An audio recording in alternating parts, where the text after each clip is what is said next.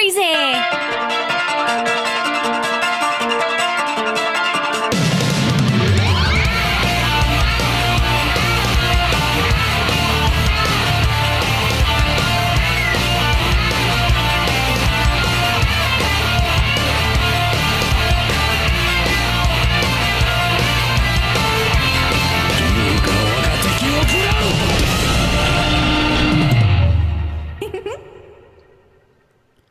Welcome, everyone, to Overwatchers. I'm Garrett Weinzerl, and this is our launch episode. I'm sitting here with Patrick, with Chris, a.k.a. Chanman, and Rachel. You may know her as Seltzer. Welcome to the show, Rachel. We're so glad you could join us for this and for the pre-show stream. Hey, thank you so much for having me, guys. I'm really excited about Overwatch, and I'm kind of drawn to other people who share my excitement, so it's really cool to be here. Yeah. I highly recommend everyone go to twitch.tv/amovetv, check out the VOD, because I have a feeling we'll probably be referencing our outing with no context during the course of this episode. Yes. So how you guys doing? It's out, guys. Overwatch has released. Oh my God, it is so amazing. I'm so happy that we're finally into this phase of the game. You know, we can play with everyone. Everyone seems super happy to be able to finally, you know, these past couple of weeks have been a perfect buzz building of for the launch of a game. The marketing has been on point, and it seems like it's followed by a genuine excitement by the community. And we can just play, and we did this morning, as you mentioned, Garrett. We had amazing games, and just like the reason why we love the game so much was illustrated in some of those in that session we had. It was just pure fun. It was lovely. Yes, and what Patrick means by that is the game is really fun when you win almost every single game you play. That's how it always is. Garrett, you're the one. I'm surprised at how salty you get. I didn't realize you were, you know, that frustrated when we lost. But I don't think everyone gets so frustrated. You're talking about earlier in the day. I can't remember. Yeah, was it earlier in the day for us? If it was before you went to bed, it was the morning for me. Yeah, exactly. Yes, I got very salty, Patrick, because I was on a terrible losing streak. When I got into Overwatch yesterday and started playing, I think I went like 3-7. It was very rough. So when I got on this morning, I'm like, all right, well, Patrick's on. We'll have some fun. We'll play some games. And the losing just continued. And I was like, basically, it was your disappointment of me, really. No, that's what happened. It's fine. You know what? Fine. I'm going to blame it all on you. Yes, absolutely. That works. Luckily, we all got together for a nice pre-podcast stream, and we murdered my losing streak with violence. It was well, I just want to say we did take a minute at the beginning of our play today to, you know, Patrick asked, do you want to win? And yeah, we answered in the affirmative, and then I noticed that we just won after that. So sometimes you just need to check in with everybody and make sure they're all down to win. You got to flip the try-hard mode, you know, and...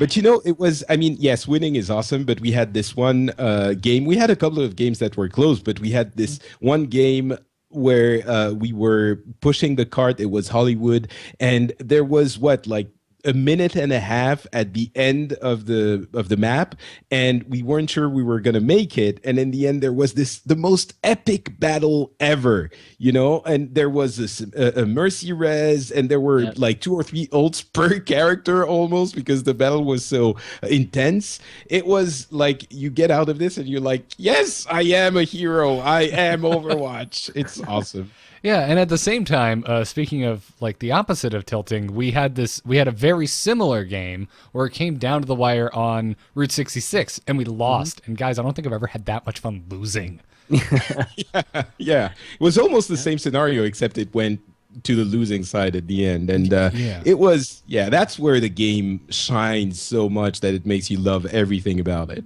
Yeah, absolutely. But yeah, man, you should not be surprised that I am that salty. My saltiness is on record. Many records, many videos out there of me getting quite salty while playing games.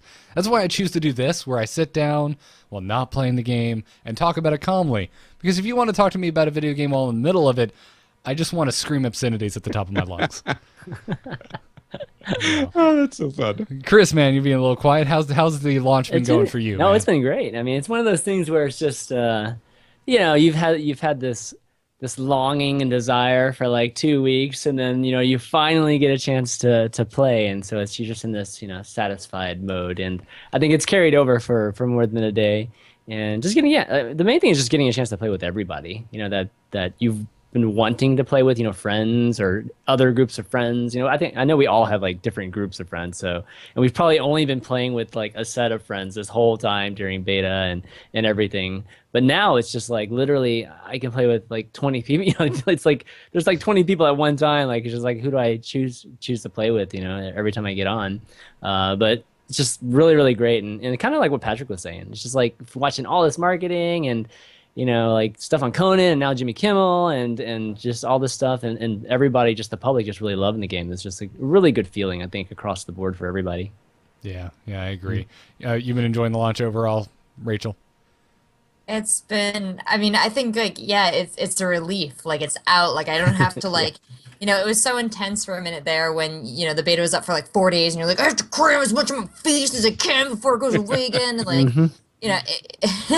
so now to have it out, like I really thought this whole week I would be like, playing until I fell asleep and then just kind of waking up and playing again. And, you don't have that when you own the game. Like I played it and I played enough and then I was like, I can put this away. It's going to be here again tomorrow. And I just like, this is the rest of my life now. And there's like one of those beautiful moments. And I stared up at the sunset and I fell asleep. And Overwatch was mine now and it's not going anywhere. Yes. I had a similar... It was on Reddit. A couple of people were saying, do you realize, like the day before it launched, it was like, do you realize this is the last 24 hours ever that we won't be able to play Overwatch whatever we want? And it was like, oh my God, the realization was amazing. In that same thread, did you also see that they were saying like, there's 24 hours left. There's a chance, some of us could die before it comes out, and we'll never get a chance to play it. Wow. Like, 9.7 million people played in the beta statistically. And I was like, wow, you're getting really dark on me. Even worse, there was another thread where someone was saying it's been almost 2 years since the game was announced. There were a number of people who wanted to play it and who actually died without. Oh my God, that's horrible! Oh, that's awful. Moment of silence for everyone that's not getting to play Overwatch. Yeah, geez, that is just so depressing. And also goes right, I understand that because one of my biggest fears is dying before seeing the next 3 numbered Star Wars films. So. Well, we made it to Overwatch. At least we have this going for us. Right. Yeah, absolutely. Boy, this went off the rails real fast. Absolutely. Well, before we get into the meat of the conversation tonight, we do have a show announcement to make. Yes. Folks, we have a Patreon now for Overwatchers. If you've been enjoying the podcast now, I can't believe that this has been a podcast in existence for over 2 years now. And you're probably like, well, it was episode 20. We only did it when there was big news, guys. We did our first one right after it was announced. But wait, has it been 2 years? It was BlizzCon 2014. It was 1.5 years. Okay, 1.5. BlizzCon 2014 in November is when it was announced. And here we are on episode 20 with the release of the game. So anyways, if you've been enjoying the show, you can go to patreon.com/Overwatchers and support it. We've got some milestones up there. We're going to be working our way towards 4 very specific themed episodes a month via those milestones. So go check it out. All the info is there. I'm not going to bore you with too much info because we're here to talk about the game launching. So thanks in advance, anyone who goes over there and supports the show. So, which brings me to my next point on the launch of the game. Like I think we all expected, we can buy loot boxes. Has anyone bought loot boxes? I have not yet. I have not brought myself, but I think the prices are not that bad. I mean, when I first went to the shop, I was like, oh, 49. It was like $49.99 for 50, right? And I'm comparing this to Hearthstone, right? And so I feel like I get more from some of these loot boxes because eventually I just get, I don't know, just doubles, and it really is about the same. It's just, I don't know, I just get that sensation, probably because it's just newer. But overall, I don't think it's too bad, and I definitely know some friends who've already bought them, but I haven't yet. Yeah, I've seen a lot of people, well, not a lot, but a few certainly that did buy a few boxes. When they first announced a while ago that we were going to be able to buy loot boxes, I was sure I was going to buy a bunch of them. But then I played so much and I got so many loot boxes that I figured, if you play the game enough, you don't even really need them because pretty quickly you get enough gold that you buy the skin you want, or usually it's the skin, the most important thing. So yeah, I didn't buy them. I'm not excluding the possibility of buying them ever, but the fact that it's only cosmetic stuff makes it, whatever. I don't think anyone is really thinking the price is too low or too high. You can get it by playing anyway, and it doesn't affect gameplay. So yeah, I didn't buy any. So. How about you, Rachel? I felt kind of the same way. Like, I keep thinking like, I'm gonna buy some. I'm gonna open them on stream. Maybe like that'll be something like my viewers will be into, and we'll have fun watching that. But then I just sit and I play and I open loot boxes every like 3 games, and I lose the incentive to. So it's kind of awesome. Like, I'm really glad they put the option in there, and I'm really glad that I don't feel any pressure as a huge Overwatch fan to fork over money for it.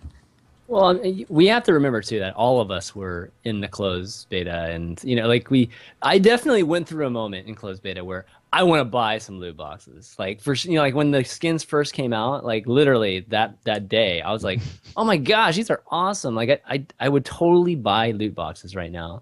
So I think it's because we've had over like maybe a couple hundred loot boxes ourselves. So I think we've gotten over it. But somebody who's literally playing it for the first time, I mean, I'm sure they're probably chomping at the bit to buy some loot boxes. I would have if it was the first time, I would have bought like 50 at least. I know, right? For sure. Yeah. I have another problem though with like the cognitive dissonance of like because I finally got I got enough gold and I can go out and I can pick a skin and I can buy one, and I'm like, what do I want to get? Oh, and it's like I'm overwhelmed by choices, and I feel the same way with loot box. It's like because they all have a huge value to me, they have no value. So I'll buy a skin for each of them, and then when I get 2, that's the end of the value. Once everybody's skinned, I don't like change, so. Yeah, 21 that way forever. 21 legendary skins takes a while though. that is true. To get the exact one you want to. That would be a lot of gold or a lot of loot boxes. Yeah, I found that the epic ones were more to my liking for many of them, though. Yeah, that's true. Like there's the Paragon Reinhardt, which is like all white and gold and shiny. He looks awesome, and that's only 250, I think. So yeah, but yeah, I'm very curious to see if they're going to add lots of new skins and emotes and stuff in the future. That would be really interesting. Well, I'm sure that's like almost a guaranteed they're going to be adding those things. Yeah, I think so as well. There's really no doubt in my mind. I haven't bought any loot boxes either, and I think part of that is again because I was in the closed beta and I couldn't buy them, so it just became another part of the gamification of the progression of the game. It's like, no, I don't just go buy loot boxes; I have to earn those. Yeah, right. A little bit, yeah. So, anyway, so since we last recorded, there was a live Q&A on Facebook with Mr. Jeff Kaplan. Sadly, still no beard. That was one of the questions, actually. I know it was. Please grow the beard back. And it should be. Oh man, I love that that's become a thing with Mr. Jeff Kaplan. But I mean, if you think about it from his side, though, he's like, I didn't get into game development for a bunch of fans to tell me how to grow my face hair. Like, that must be so weird and meta for him. They're like, I never thought anyone would care about this. Yeah, and his answer, by the way, I love that we're opening with the beard. But his answer was like, yeah, I guess like it got a little weird for a second. He was like, yeah, I mean, maybe I have a 5 o'clock shadow now, so we'll see how it will grow. He's turned into a streamer all of a sudden. Now there's going to be like, Jeff's going to have his some kind of goal set that, if we sell or if we get over 20 million Overwatch users, I'll grow my beard back or something like that. And when you play the game, you get like little pop-ups. Thanks for the subscribe. Oh, that's true. Another user. We've passed the 10,000 user, or no, like 10 million user mark. Yeah, Yeah. stuff like that. That'd be cool. Yeah, I'm sure he's been around the internet enough at this point Oh, that he's used to this kind of bizarre social interactions. But one of the interesting things that was brought up was ranked play. So ranked will be coming back in the first update to the game, which they said was hopefully mid to late June, but we'll see what happens.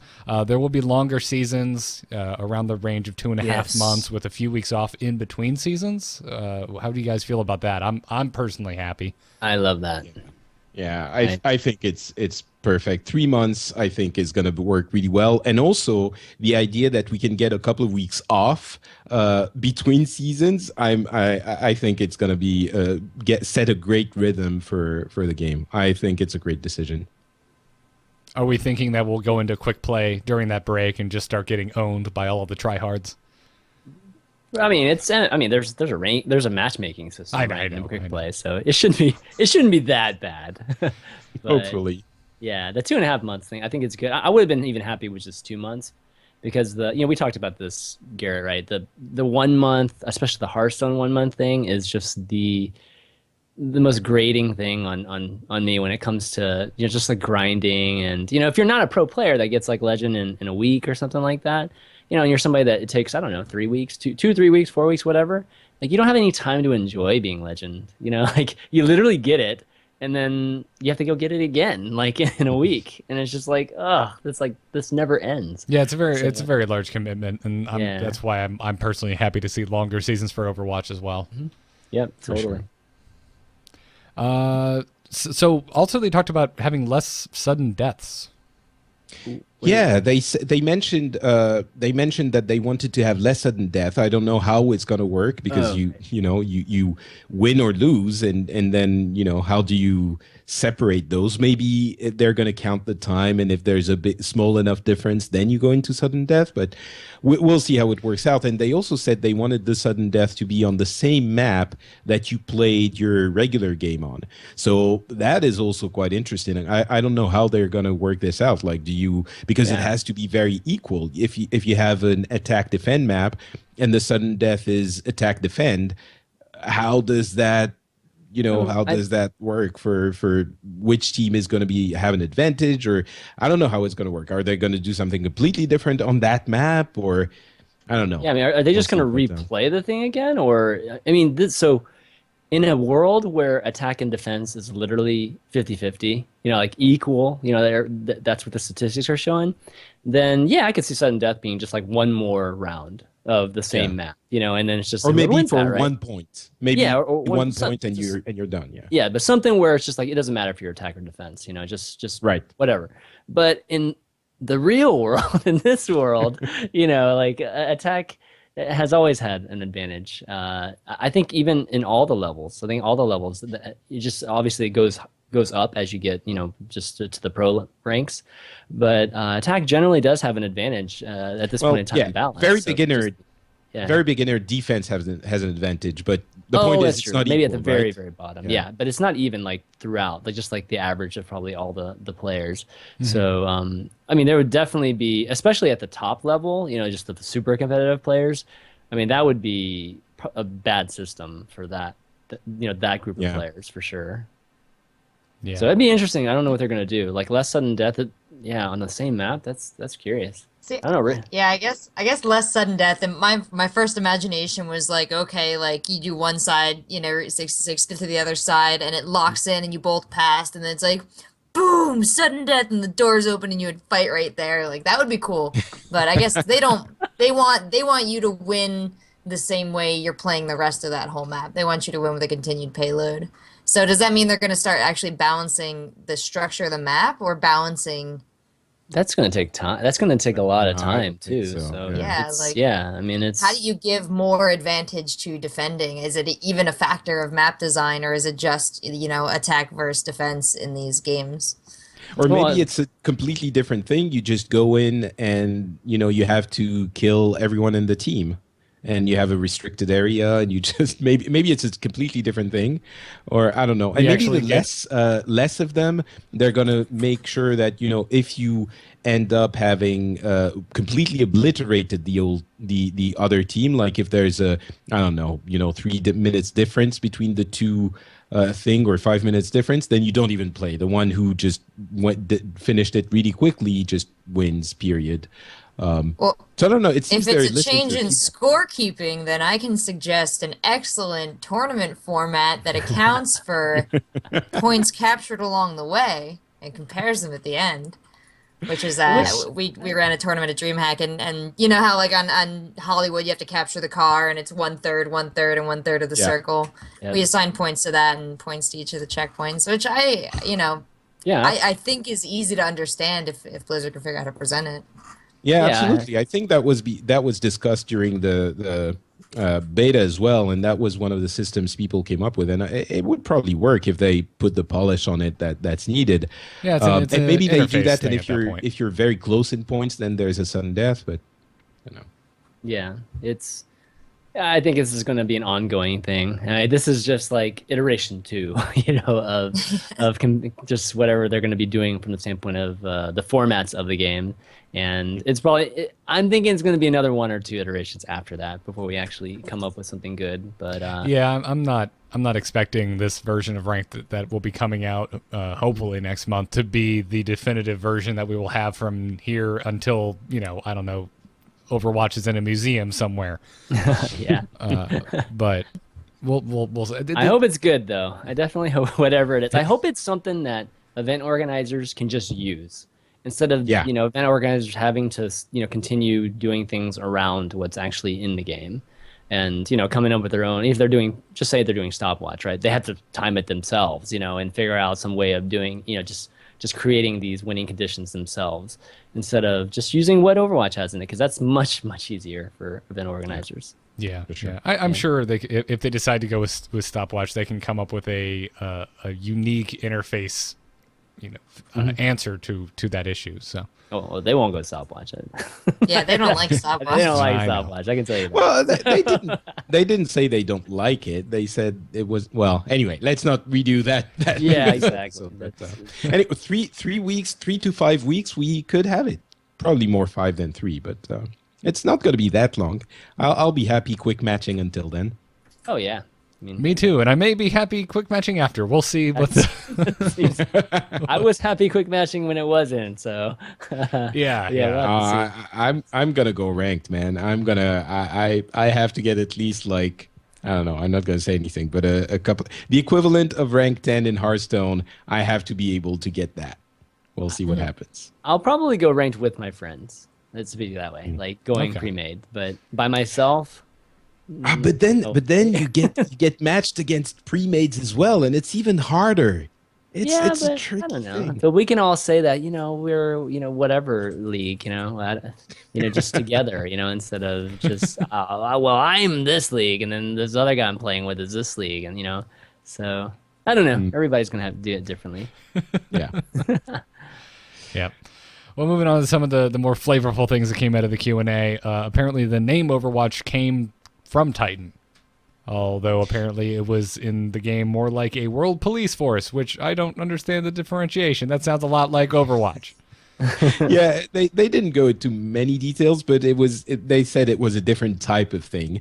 Maybe it wasn't the army against the Omnics, right? Maybe it was like an actual world police, like I don't know, what Like was Team that America? movie? That sounds good. Yeah, Team America, exactly.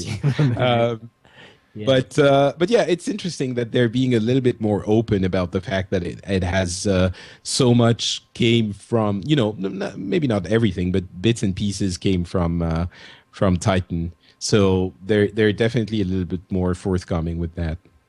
Yeah.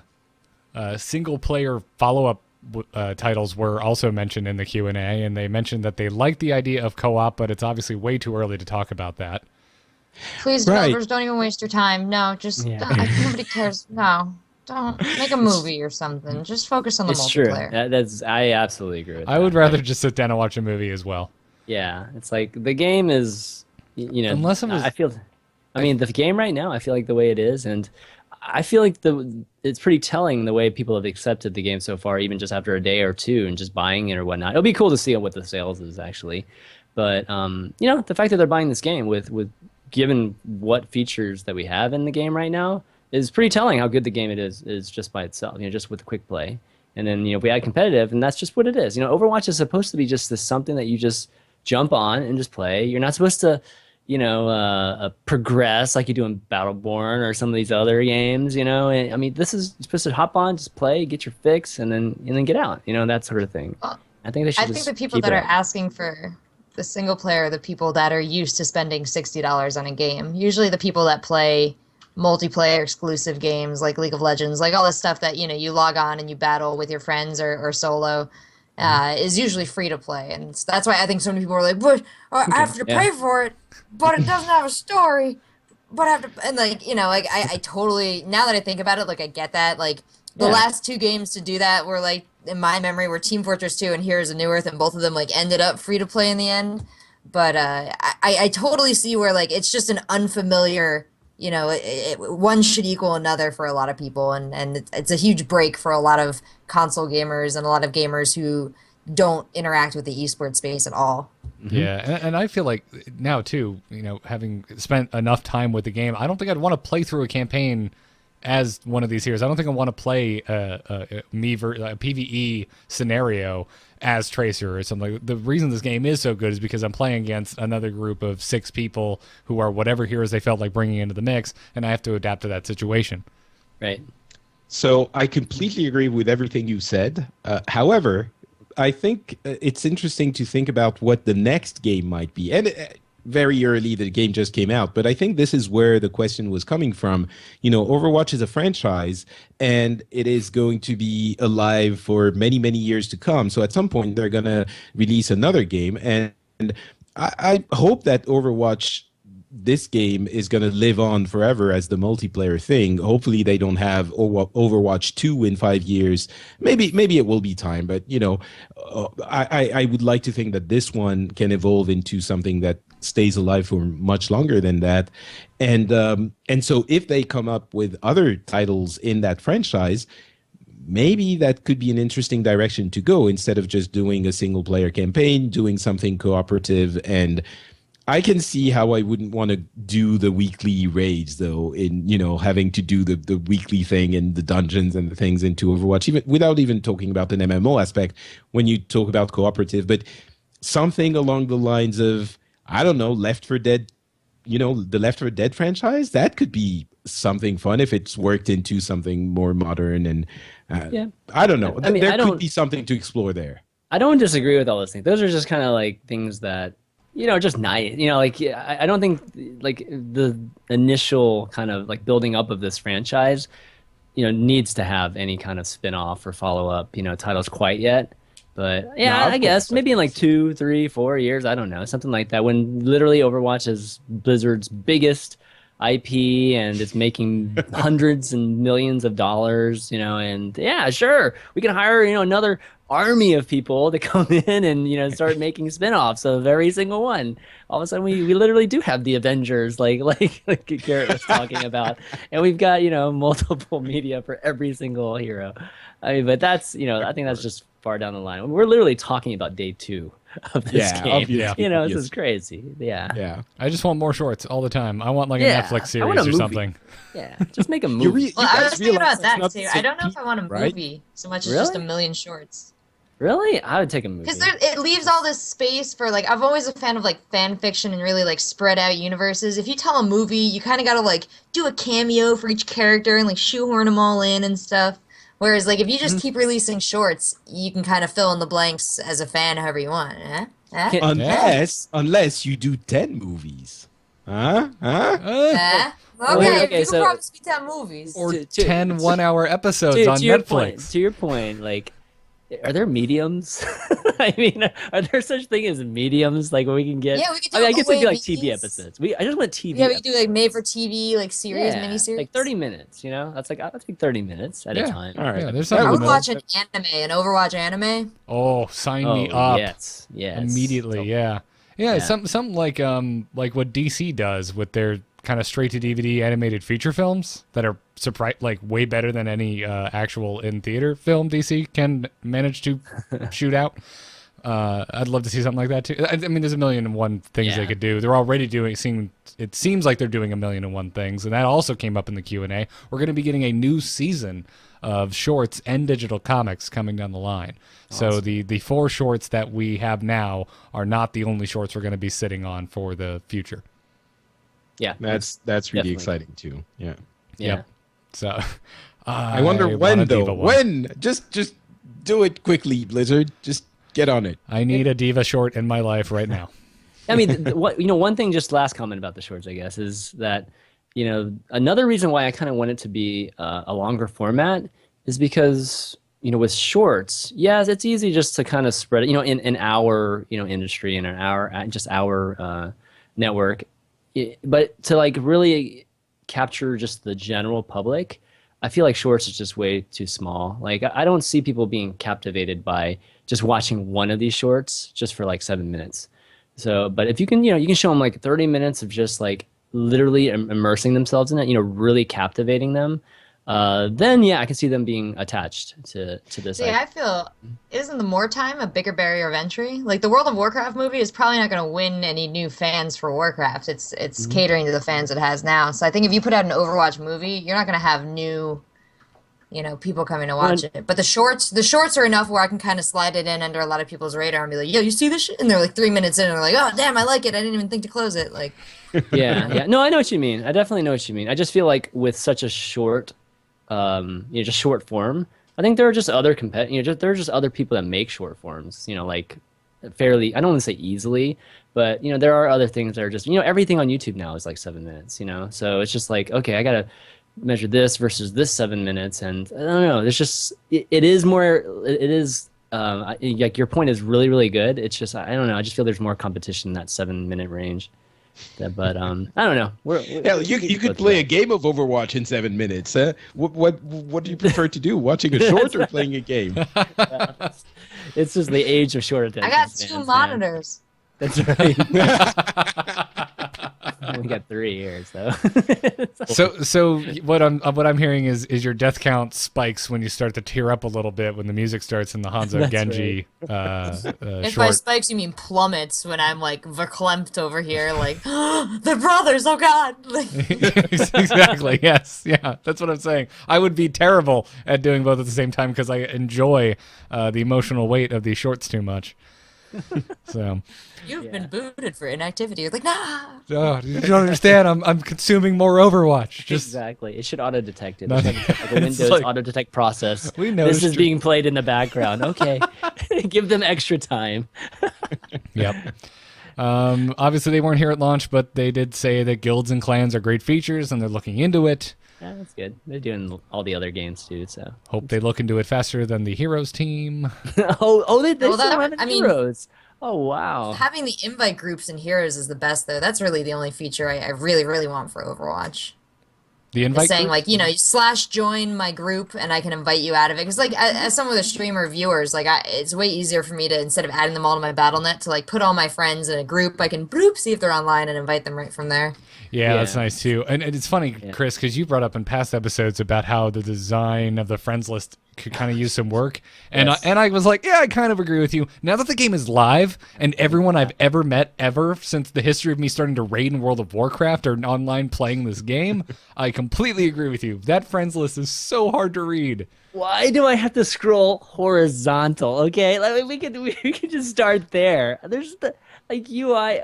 I just can't understand that. I mean, the very, very first iteration of the beta had just that nice vertical friends list we're all used to from BattleNet and Skype and everything, right? And we just scroll through in alphabetical order, right? And the people online is the first people, just like it is always. And that was easy to use. This new thing is just like, I guess it's prettier. There's more colors and I mean, it's prettier and it's nice, and it's probably slightly easier to use with a controller on a console environment. And that's what I was thinking too. Yeah. I guess, but I think that's debatable. They did design. I mean, they designed the PC one first, right? I would think, and at least maybe not. Yeah, I don't know. Yeah. But yeah, it does still need some work. It definitely still needs some work. Yeah, it's a minor thing, honestly. I mean, I'll get around the friends list. Yeah, we all do, right? I mean, we live with it. Yeah. But it's just like, again, it's just a minor thing. I'm sure eventually, once they get done with some of these bigger things like competitive mode, they'll probably revisit, or it's already probably in the pipeline to maybe take a look at it again. Yeah, absolutely. So, hey, I heard you guys like statistics. Yes. Yeah. Yes. So, Numbers. again, since we last recorded, man, we got beta statistics. The beta had 9.7 million players, over 81 million hours played. And they put out just a phenomenal infographic. I love infographics over on the official Overwatch page with tons of other fun pieces. 37 million plus matches completed. That's insane. When you think about how short the open beta was, these numbers are staggering. Yeah, So totally. Yeah, it's really interesting. 9.7. First of all, I mentioned this on the instance, but I'm wondering if they didn't extend the beta by a day to try and reach 10 million. Maybe they didn't, but I think they might have. And the other thing is every other it was the biggest, not just open beta for Blizzard, it was the biggest open beta ever for any game that I could find. Basically, the other ones were, the biggest ones were, I think, Battlefront had 9.5 or 9.4. Destiny and The Division also had big numbers, but Battlefront was at the height of the movie hype, right? The open beta. Yeah, and the fact surprised. that Overwatch managed to do more players in the open beta, of course they might all decide, whatever, I don't care about the game, I'm not going to buy it. But I'm thinking we're going to get a day one press release fairly soon from Blizzard announcing interesting numbers for the Overwatch launch. Well, if they were, go ahead. And the other thing is the 81 million hours. What was it? Minutes played or hours played? I can't even remember. Hours. It means that every player played on average like 8 hours. That's insane for an open beta. Crazy. That is the number that completely melted my mind. It's enormous for just something you can install for free. I think that stat, actually, for me, was the most mind-boggling stat, because the 9.7 thing is exactly what I agree. I totally agree with like what you were saying. I think that extra day was there just to beat Battlefront, and mission accomplished. I mean, and not only that. I mean, it stirred up so many. Well, how many days did the Battlefield beta run? Battlefront. It was a lot. It was longer. It was. Well, no, it was like. Was it just? Can't remember, honestly. It wasn't just a weekend, was it? I don't remember. I did play in it, but I caught it on the tail end of something. I was getting married at the time. I was busy. So I don't remember. I think it was shorter than a week.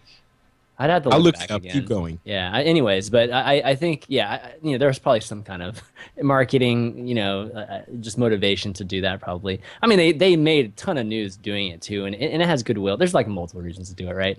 But yeah, the 8 hours per player, I think is, I mean, that's crazy. Like for an open beta, I mean, that's an enormous amount. And for us who play like a ton, we probably played how many, like 100 hours or something. I don't know during that time, maybe more on average between the four of us.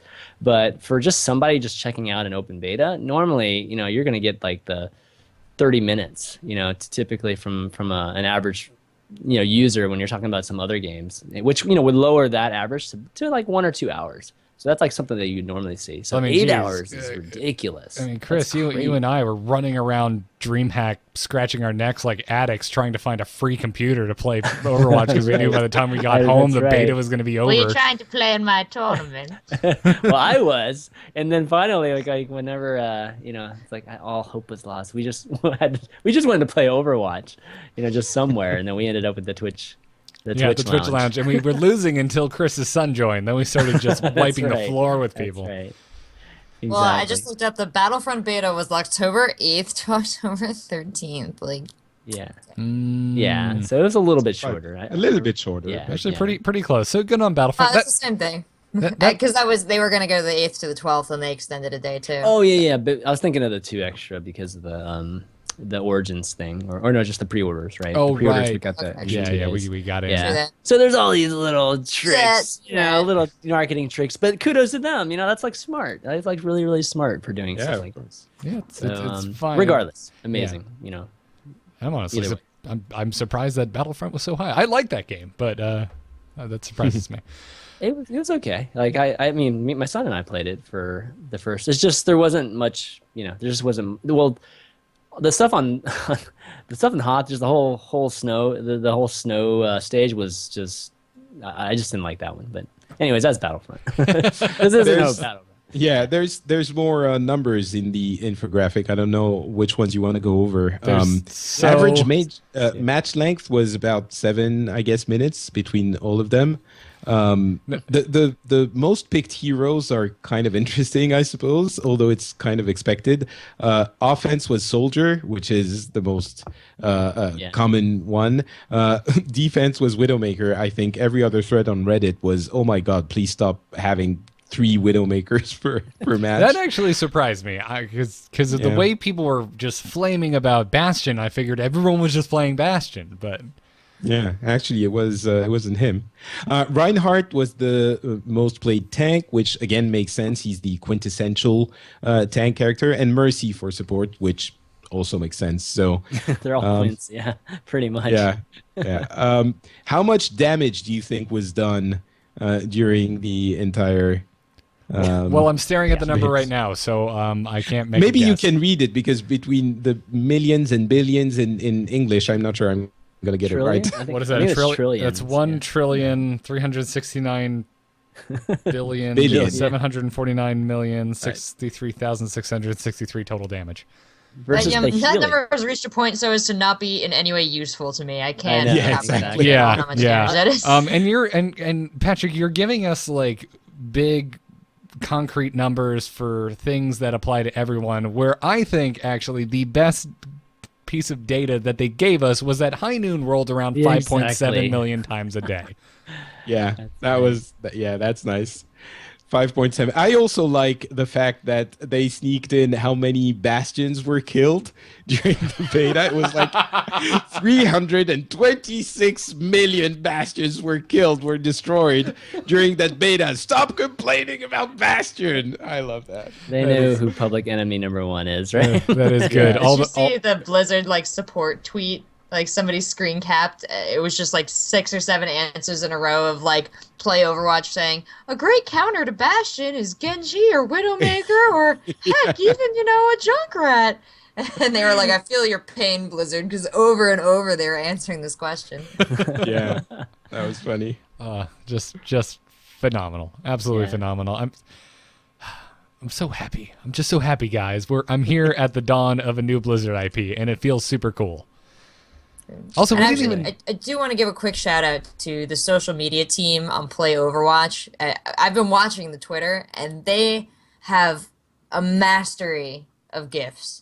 It's incredible. Yes. They've been corresponding with Curse and Discord app and Razer, who's putting out all the Overwatch themed products, and they have just had some of the best social media interactions I've seen between companies. So major shout outs to the Play Overwatch social media team. I'm glad you brought that up. I've been noticing that as well.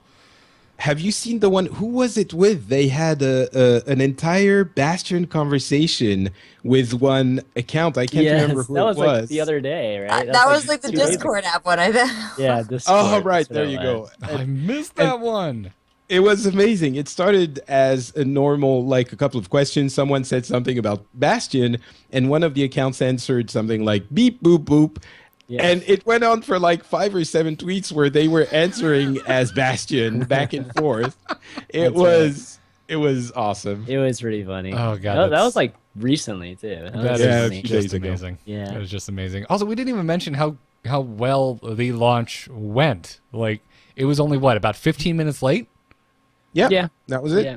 and then it was just up and rolling, and there wasn't any massive issues around. We weren't getting error numbers that will live in Diablo infamy. It was I think amazing. I think it was the best launch I took part in. Yeah, I mean, especially- if the yeah. beta accommodated 10 million players, I'm guessing there wasn't 10 million players, waiting for the game to launch immediately. So they had the infrastructure. It went super well. Yeah, and that's why they took the break, the last 10 days, right? Or the last 12 days to break, and it was worth it. All right. I mean, obviously, for day one to be as smooth as possible, and this is probably the most successful launch that they've had. Blizzard doesn't have the best record, guys, for launching titles. So this is, probably they're just probably elated over there. Yeah, I think it was. I think it went quite well. Yeah. Well, let's dive into some of the what I've been calling the expanded universe, for lack of a better term, stuff that has happened since we last recorded. We had 2 new shorts, multiple new comics. I want to wait to talk about Dragon short. Let's start with the Soldier 76 animated short. Let's go out of order. Okay. Okay. So the Soldier 76 animated short was the last short to be released. It went up 2 days ago. Actually released early, didn't it? Because wasn't it supposed to show exclusively at the Coca-Cola theater experiences that I believe Rachel and Chris, you both went to? That's Yeah, what I why thought. didn't it?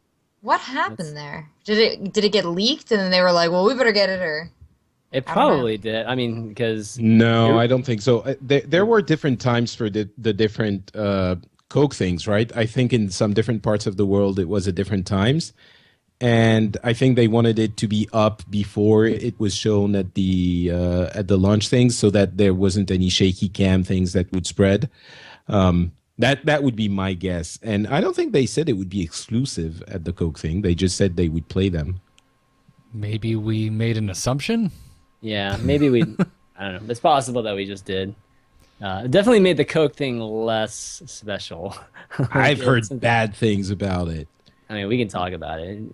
It wasn't worth But- the time. I mean, there was a cool panel there, like that the recording, but it was only what, like 70 minutes or something like that, Rachel. Like it wasn't 90 minutes or 120 minutes for sure. It was maybe closer to like the 90 minutes, and it was just all the shorts. I mean, there's all the shorts and then just a panel. That's all it was. Yeah, And once the I figured out that it was it almost felt too long for what it was. Like, I'm like, if you're gonna Right. show me, don't even show me all the shorts. I thought I was gonna see, something kind of new or something kind of special. I don't even know, was that more Coca-Cola or was that more Blizzard that planned that out? I think it was probably more Coca-Cola and Blizzard. Just maybe Blizzard involved to some extent, but I'm thinking it was more Coca-Cola.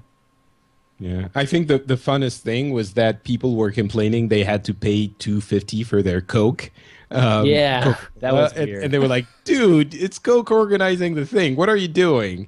Like, you can't afford 100 glasses of Coke for anyway." That was I mean, we could have They just give you the ordered free movie Coke. I mean, you could have just gone and bought like just Coke from the theater, and it wouldn't have been, much more expensive than that. So it wasn't, it was kind of weird that they had that sign too, like fill this cup up for $2.50. It's like, Oh, I didn't even okay. see that. I don't even know Yeah. if they did that at our theater. They might have just given out cup. We grabbed the cup and went straight into the theater and sat down. Well, I mean, we grabbed the cup too, but there was a sign that was like right there that said something like, "You can fill this up for $2.50." And That is- me and my son are like, "What?" I mean, that's like how much a normal movie Coke costs, anyways.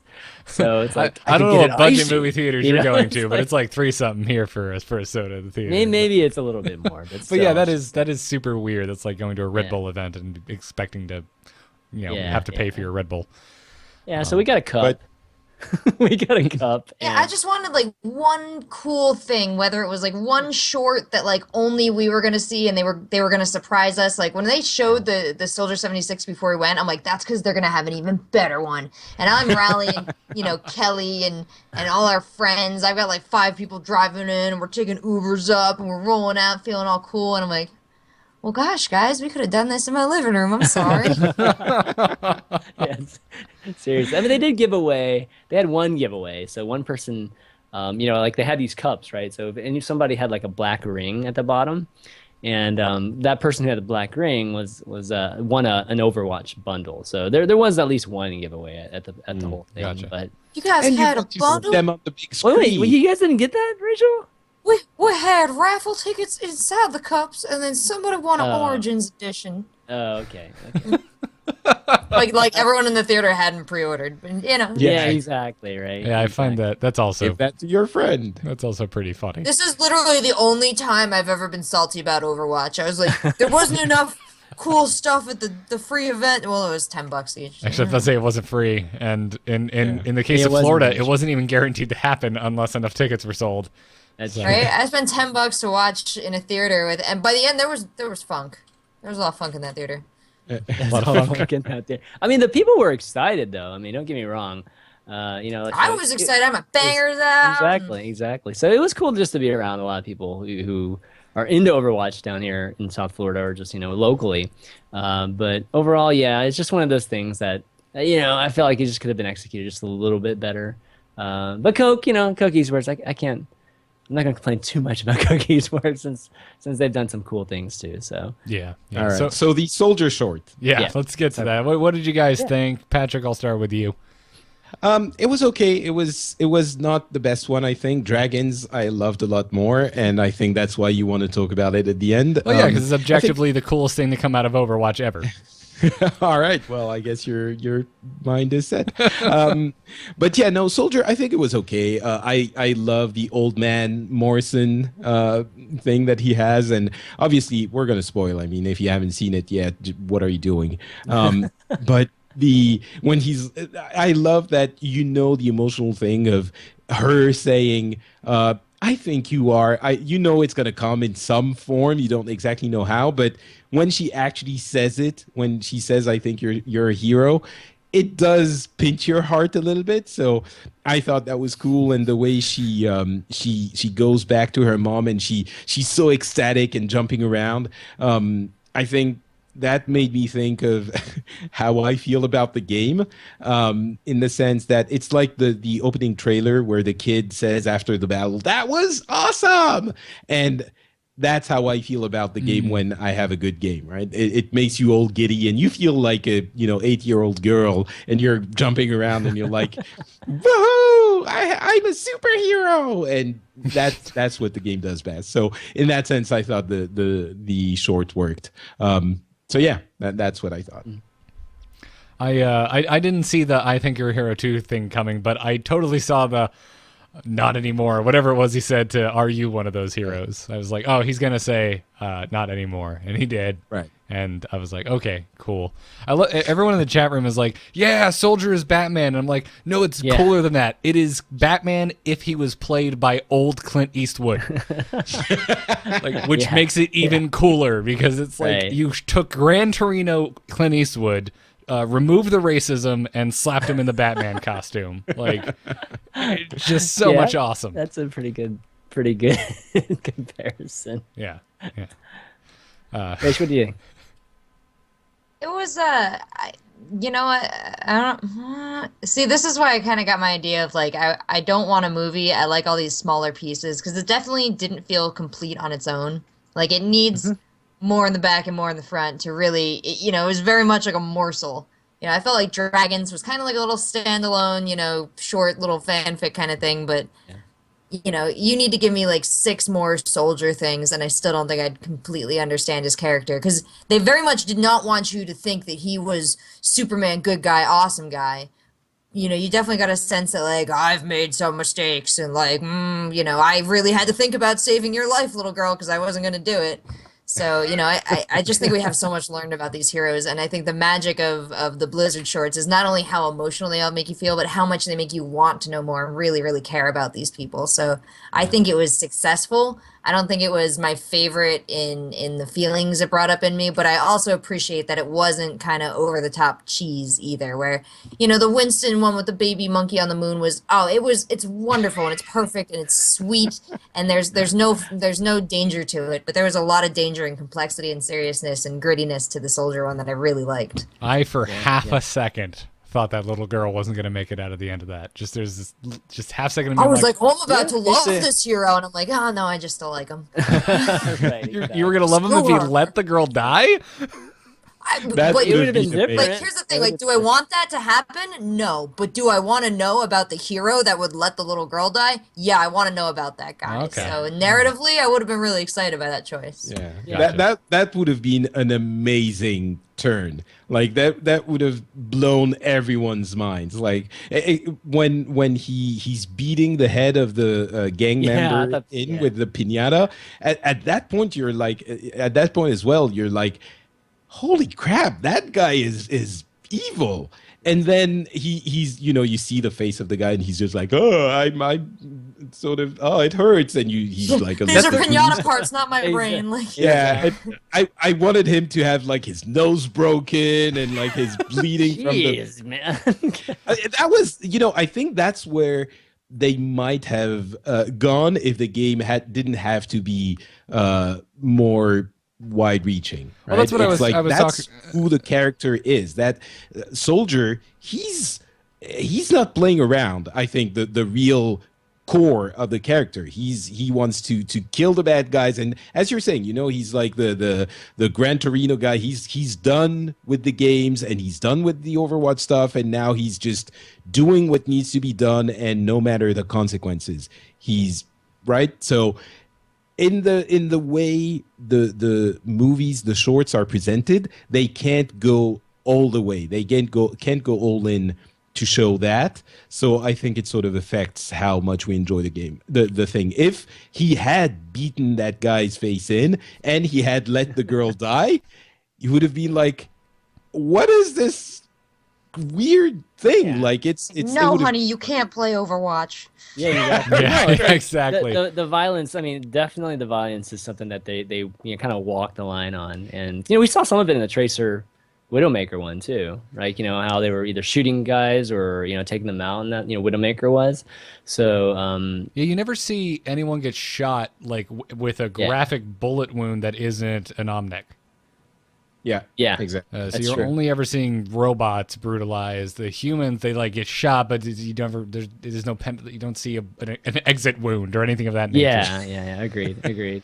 No, but yeah, I mean, my take on it too. It's just I actually feel like they should have ended with dragons, but I mean that's another thing. But with Soldier, I think. I don't know, it's just kind of what you expect. Just it was a very cliche in a lot of ways, right? Just how it was, or just how the little girl gets rescued by him, and he walks away like Batman. It's just what a lot of you guys have already said. I was actually surprised it took place where it did. Like, so was it Dorado or yeah, it was Dorado, right? Yeah. Dorado. So I didn't think Soldier 76's story would, like at least the shorts from the standpoint of the shorts would start there. I don't know, surprised me a little bit. And then, of course, everybody's talking about who the girl is or who the mom is. And, there's all this speculation, right? Obviously, Sombra's been talked about a lot. So just kind of got everybody talking. And I love that that's an effect of these things, playing into what Rachel's been saying, is that by keeping it kind of this short, it creates this little fervor in our community where everyone's they're building what they can off of 7 fantastic minutes.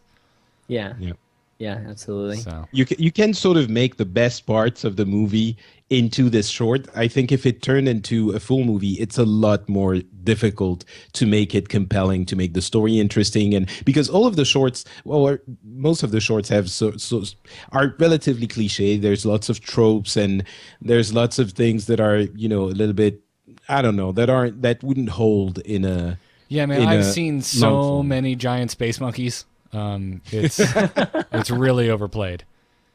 No, but I mean, you know what I mean. I know. I mean, well, let's just move in and talk about dragons, because dragons is kind of a giant trope. Exactly. But it's done so well. I again, this is why I keep comparing Overwatchers, or Overwatch, name of the podcast. That's why I keep comparing it to the Avengers, because I mean the Avengers and everything we're seeing in these movies, we've more or less seen a million times over. They're at this point become tropes because they're based off of the building blocks of those tropes. But it's just done so well, and we want to be around these characters. We want to see more of them. We want to see them interacting with one another, and that's what I think the success of Overwatch outside of the game itself. That's what it's doing. That's what they're achieving with these shorts and with these comics. And Dragons, I think, it was such a high point for all of this expanded media that's been happening around Overwatch. I think it was just kind of nothing short of spectacular. I loved it too. I think it's the best one. It's definitely very tropey, and it's like, honor and redemption and blah blah blah. It's so like it's 14-year-old learning about the world, kind of like, I don't know, it's a like a comic or something, but it works. And there's two sides of it. First of all, I think the story of the brothers is very appealing, and also the fact that it's the most game related thing there is. Like, the battle feels like a battle that could almost happen in the game. And by the way, I'm wondering if you guys will agree, but I think that some of the things that they do, like the arrows that arch around corners, I think it might have been in the game at some point. And the fact that Genji disappears in a puff of smoke, we know he was stealthed at some point in the game. I'm wondering if those weren't, abilities that were all in the game at some point. But yeah, it just, and when obviously at the end of the last scene and he throws the dragon and Genji returns it to him, which you can actually do in the game if you're close enough to the ultimate. Of course, it doesn't happen like that, but still, it's so like, it feels like a superhero movie, a good superhero movie, a Marvel superhero movie. Yeah. And you're like, yes, awesome, he did it. It's like, it's like Hulk smash or Iron Man shooting his laser on the shield of Captain America. And when you see it realized in movie form and you're so excited for it already because you know it, that's, the best iteration of these kinds of cross-media experiences. So loved it. Yeah, I mean, just to kind of continue on that, Patrick, is like the simplest thing that appealed to me was exactly that dragon thing, because growing up, you guys talk about comics. Well, I was really big into Hong Kong comics, like Chinese comics and things like that. And, Kung Fu comics, that sort of thing. And one of the biggest things in these comics, right, is that you'd see these guys kicking and there'd be like some some giant ass dragon, and like, or their hands are coming, there's like 1,000 fists in the air, and just like crazy things like that, right? So like, I've always had this desire or this dream of like some kind of movie coming out that did that in a very good, just a good way. And I feel like that Dragons, touched on it just a little bit. When the dragon actually gets shot, and it's something that just the first time I saw Hanzo's ultimate, I was just thinking that. But seeing the short just really made me think, oh yeah, like this is like kind of something I've been, at least a piece of what I've been wanting for years, tens of decades of years now, and so that just like resonated with me like instantly. And then, like you guys said, all the trophy stuff is like really great, and just the whole Ninja Brothers thing, we've seen that with like even in like G.I. Joe, actually. I'm so glad you brought up G.I. Joe. Thank you. Yeah. I'm not alone. I mean, just love that stuff. I'm just a sucker for that stuff. It doesn't have to be completely original. I still love it anyways. Yeah, it's great. Rachel? I really liked Dragons. I had a little bit of trouble kind of, they had like the parable telling over like the actual actions of, Hanzo and Genji. And I don't feel like that was as tight as it could have been. I felt like they kind of like meandered a little bit in their metaphor, or, I almost wish like I had seen it in comic form written down and could kind of see that. I think it would have lent itself well. But separating like their actual like their storytelling and the kind of way they told it from what they showed us, holy shit, that battle was so good. Like, it was so exciting, and all the slowdown when he's slicing the arrow in half, and then you're like when he picks up the ultimate, the drag, like, it was Overwatch. And these shorts have got it down to a science, how to play with my emotions. They know exactly what kind of tropes and what kind of ways they can shock me, and they play me like a piano, and I'm just like crying and like breathless at the end of every one of these. And it sounds silly, but I sat in that theater. This is the one good thing that did come away from that awesome theater experience where we watched all the things next to each other, was everyone in that room kind of felt the same way, and it was validating, because I was like, is Overwatch talking to me personally with each of these? And it's like, no, it strikes this chord in this huge community, and that's why I really feel like it's going to be popular, and it's going to be, all this hype is worth it, because Overwatch is a game that's made so lovingly and so intentionally, and every piece of it that reaches us has that kind of magic to it, that it just makes me really excited. So that was my long speech on Dragons, but I thought it was really great. I watched that thing like 25 times, I think. Something like that. Something ridiculous about it. I'm going to go watch it again. I need the Overwatch soundtrack, because the score in that particular short too, I think, pulls a lot of it carries a lot of the weight as well. Not to take anything away from how incredibly well choreographed and shot it is, but damn it, the score in that short is phenomenal. So, gush over. What I did also think watching those shorts and watching that battle take place is get those camera guys and put them on the esports team, because that's exactly the kind of shots I want to see, like in game, that like swooping ground level up like over the shoulder of Hanzo out the. Do it. Yeah, watch his they made face Hanamura look different. Like the outdoor scene did not look like the outdoor scene that was because it was a night, and the battleground always takes place during the day. I thought it looked. I loved seeing Hanamura that way. I love that they do this with the maps where you really. Yeah, me too. But I mean, it was the same. But what I'm saying is, like, the way they used the camera it made it look bigger outside. Yeah. And so I don't know if it was actually elongated or not, but. If it wasn't, then this is just purely camera tricks and things like that. It looked like it may have been manipulated slightly, but honestly, I think you're right. The majority of these, that was a cinematic version, just for the sizes. Like if you think about 3 bodies on that balcony above the bell. Yeah, it gets pretty crowded pretty quick. That's true. But that's the other thing I talked about. I think I tweeted it out. Is like, my God, at like 7 minutes after this dragon short, all of a sudden this map that I played on at 50 times by now has all this story and lore. It's like, I didn't know the blood splatter on the banner and the chip and the sword and the dragons above meant all this. Yeah, exactly. And that's such a Blizzard thing, and it was one of the things I loved about WoW coming from Warcraft 3. I could go to the throne room and see the blood stain on the ground where the king was cut down, and it's just like, yes, this Blizzard knows how to do this. They know how to. Yeah, there's so much more. I still want to know what the Murlocs on the starting point in Anubis is. Well, I think that's a wink and a nod to Murlocs. Yeah. Did you notice the coin purse that the little girl had too in the Soldier 76 short? Yep. Yeah. I want that. I know it is distinctly feminine. I don't care. I want that as my next wallet. Wow. Okay, we know what to get Garrett for his birthday. Hopefully at the BlizzCon store. I'm sure somebody on Etsy right now has already made one. But anyway, the show's going a bit long, so I'll go through the next few points rather quickly so we can get to some more of the fun stuff. There were 3 more comics have come out since we last spoke. I think to varying degrees of success, kind of like before. Some are good, and I think some fall really flat. I really enjoyed the Torbjorn one. Yep. I thought the Pharaoh one was kind of eh. But you guys, I was the same. Yeah. Yeah, I didn't read the Torbjorn one yet. I didn't realize it was available. How could I miss it? I think it came out either today or yesterday.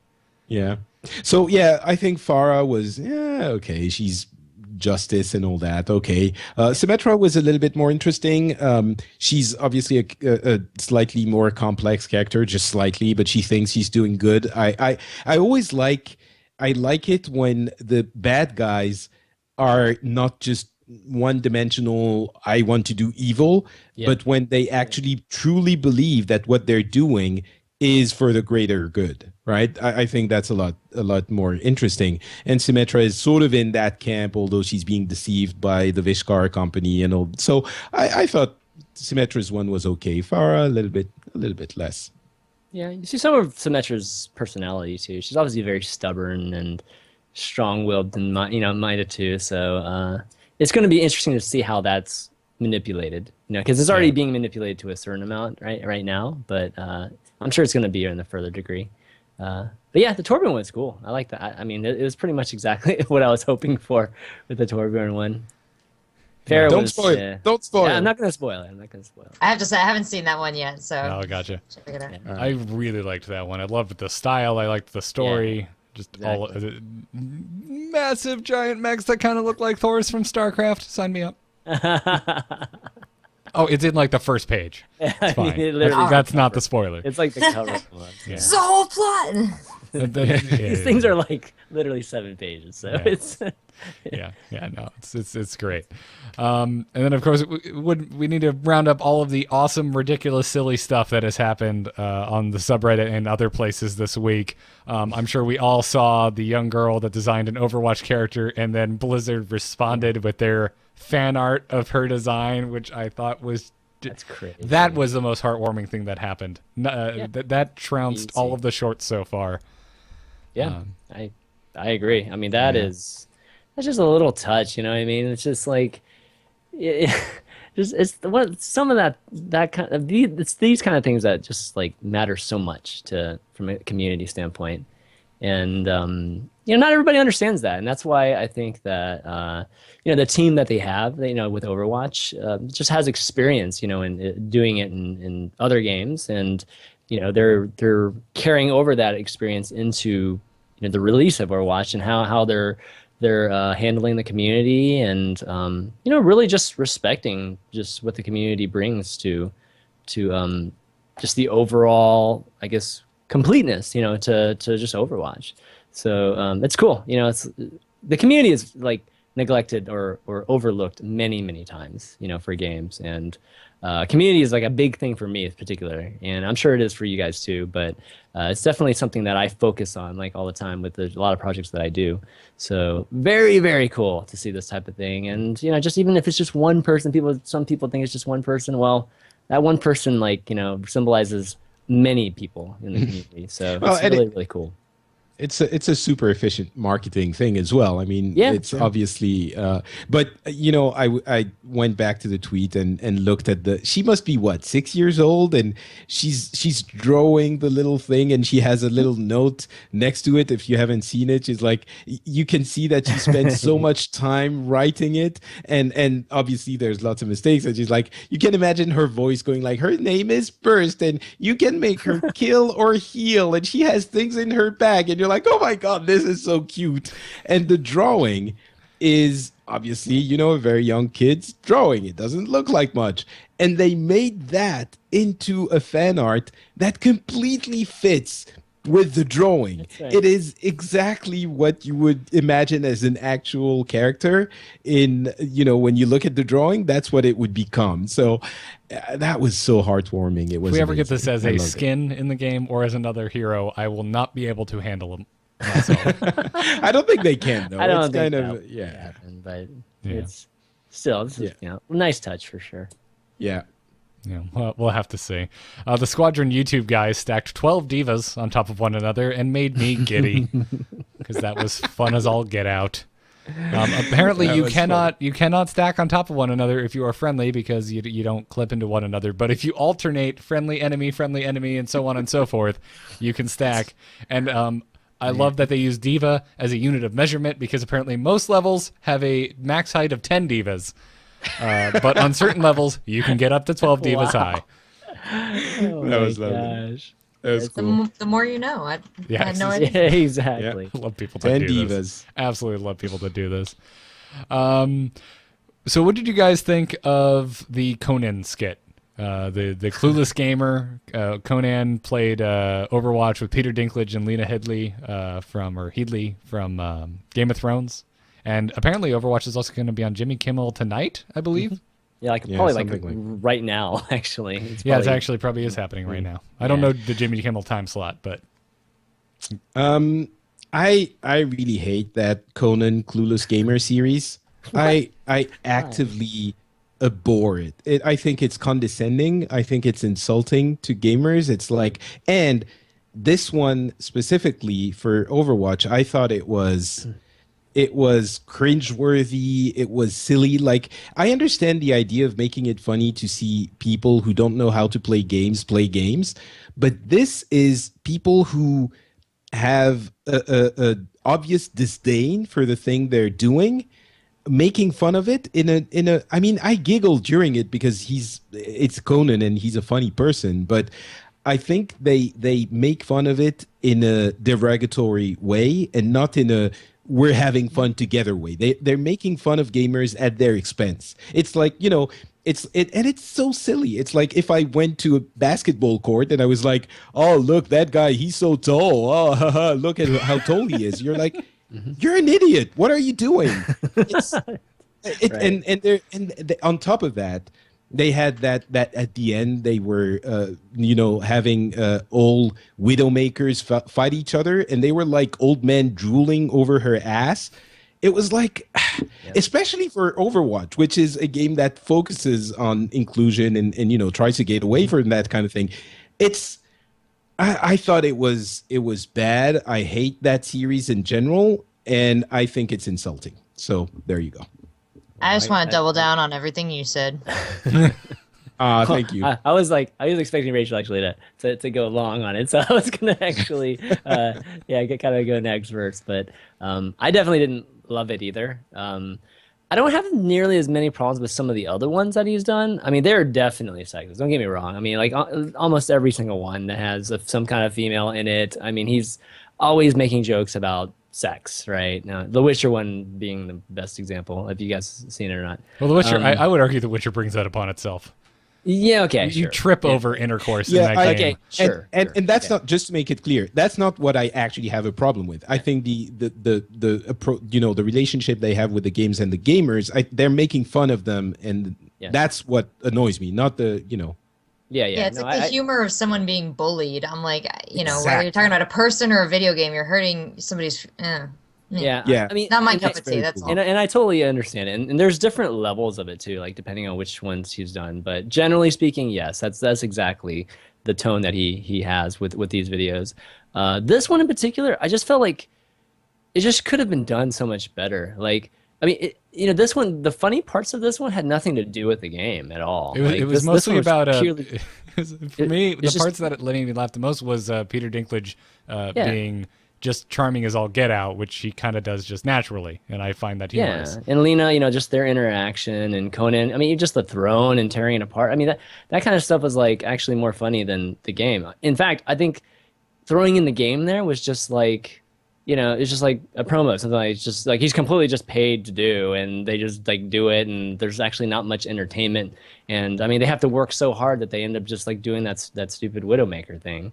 So, watching them shoot each other, like literally that first interaction was like literally they pressed the A button and, like what was it, Diva or whoever was shooting, just it was Peter Dinklage just shooting Lena's character, right? And there's nothing interesting about it. So, I mean, they could have at least tried to get two of the cast members that do game or, like that might have been interesting. We might have actually seen Overwatch a little bit more, but the casual person watching this, I mean, are they really going to be motivated to go and buy Overwatch because of this? Like, I think there's no such thing as bad publicity thing. It's you get the name out there, it's brand recognition, and of course, no one who's only seen this is going to go buy it. But if you see it on Conan, you see it on Kimmel, and then you see an ad in the movies, and you're a little bit into games, you're like, oh yeah, that Overwatch thing, I remember that. Maybe I'll check it out, and it gets people sort of in the realm of I might be interested to know more. But yeah, that's about it. I mean, it was secondary. It was totally secondary, the game. Have you seen any of like the Uncharted stuff? They've been like Uncharted and Comedy Central have actually been doing this the right way. And I haven't played Uncharted. I'll never play Uncharted, but they've been very clear about their paid advertisements, and like they have their comedy shows, and the way the comedians are able to work it in, the way that like Chris Hardwick on At Midnight works it in, like it's gamers talking about games, and it makes you like silly or excited, and like I just think like I guess Conan and Jimmy Kimmel are big names in late night and everywhere, but I don't know. They talk mean about something I love, and it just makes me sad. Yeah, it's mean. That's what it is. It is just, it's mean funny, but it's still mean and not even that funny. So there you go. I'm the odd man out. I don't hate this as much as you guys do. I actually like this series quite a bit, but I'm a big Conan fan. And to me it just comes off as just so stupid I can't take it seriously. So I guess I don't get as offended, but I think this was one of the worst Clueless Gamers segments they have done. I'll give you that. Like I said, the things that I liked the most about it were the Game of Thrones cast. It had nothing to do with Overwatch being a part of this. You could have plugged any other game into that scenario and had a very similar product. But as far as the Clueless Gamer thing overall, I've found them rather humorous. But I like it when Conan gets in and actually tries to play the game and just sucks at it. I find that hilarious. They didn't really do that. They played like one-on-one. I would have loved to have seen them gone into like the live game and played real people, which obviously they probably couldn't have done unless they pre-recorded this during the open beta. But I think that would have been hysterical, just seeing Conan get his butt kicked, because at least I've found enjoyment out of that in previous segments. Well, you have to think that they did do a lot of cuts, and that was the Yeah. best they got from it. So it was just kind of like, ugh. I mean, they picked the wrong people to just do it. It's like, why couldn't you get Jon Snow to do it, or somebody, just I don't know, these two, especially Lena, like they've never played a video game. Like how good are you gonna actually? What kind of footage are you gonna actually get from a FPS? From somebody who's never played. I mean, that's tough.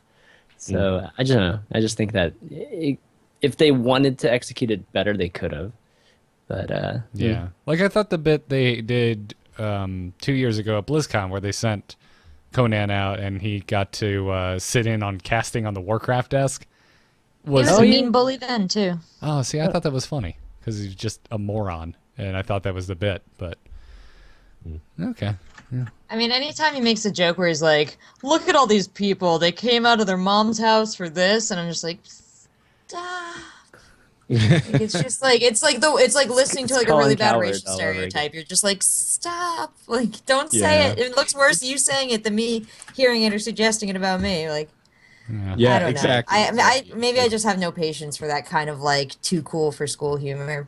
I don't know. I'm old and crotchety, and I just want people to be nice to each other. No, but I agree. It's the kind of thing it's like saying the N word if you're black. You can do it, or saying a Jew joke if you're a Jew, or something like that.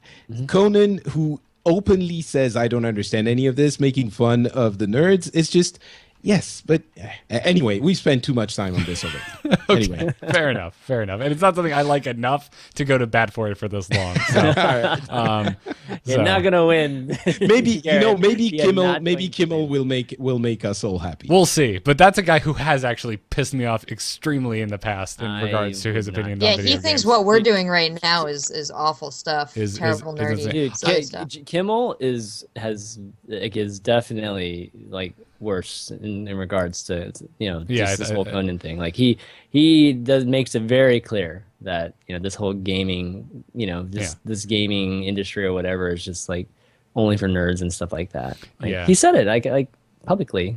Yeah, And he's taken it back like half-heartedly, right, or whatever. in his defense, he did do It's like- one segment that I thought was actually halfway decent, where he brought in two YouTubers who stream games, and I thought it was actually one of the better segments I've seen on TV. Obviously in a place where that is not the norm, where the audience is completely unaware of this.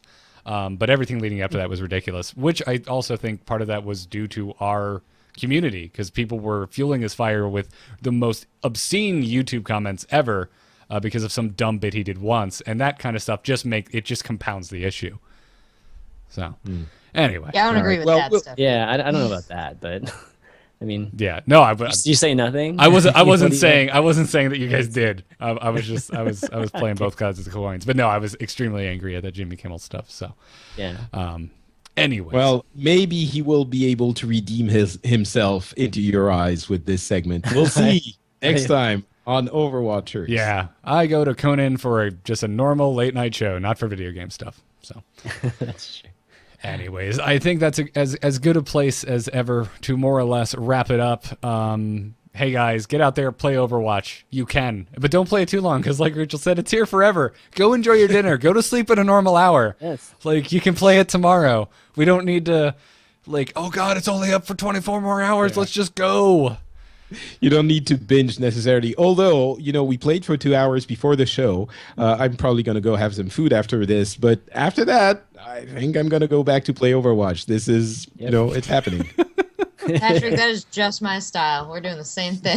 Sounds like Right. I will totally do the peeking, like, hey Katie, you awake? I want to spend time while you're asleep. Cool, I'm gonna keep playing Overwatch. That's what I'm gonna go do. I But hate to baby, say I it. bought you Origins Edition. Let's go. I've done that many a times. Did not try that this time. Yeah. But And if it's WoW, I don't need to, because she's like, I got it. Let's do this. So, cool. anyways, Rachel, you are our guest. So where can folks find you when you're not randomly guesting on Overwatchers? Oh, well, you're so kind. Thank you so much for having me, first of all. Congratulations on starting off this show. It sounds like it's going to be really cool. You guys got your stuff really together, and this has been a lot of fun, so thank you so much for that. You guys can watch me on Twitch. I'm twitch.tv/Seltzer, and I'll say what up in the chat, so you can just click on me and follow me there if you want to watch me play. I'm just super into Overwatch. There were other games I played, I think. I can't remember them anymore. I mainly, I guess, just play Overwatch now. This is me. And I host esports events and all kinds of stuff. So you can also follow me on Twitter at Seltzer, please, and check out my photos and my events and all kinds of cool stuff I do there, too. Awesome. Make sure to go check it out, everyone. Just a reminder again, our Patreon is live, so go to patreon.com/Overwatchers. If you like the show, if you want to see it grow, if you want to see more episodes of this, head on over there and check that out. Around the table, Patrick, where can folks find you? Not Patrick on Twitter and Facebook, and my shows are at FrenchSpin.com. You can find Pixels there, for example, which is a general gaming news show, and I think you might like it, so check it out. FrenchSpin.com. I think you might as well, and not just because I sometimes guest over there. Chris, how about yourself? You can find me at ChanmanV for Twitter, Facebook, YouTube, all that good stuff. And you can also check out my Hearthstone show, Value Town, tomorrow, that I do. I usually do it in the afternoons, but tomorrow's going to be an arena-centric episode. So that's going to be a little bit later, 7 p.m. Eastern, and that's on twitch.tv/ChanmanV.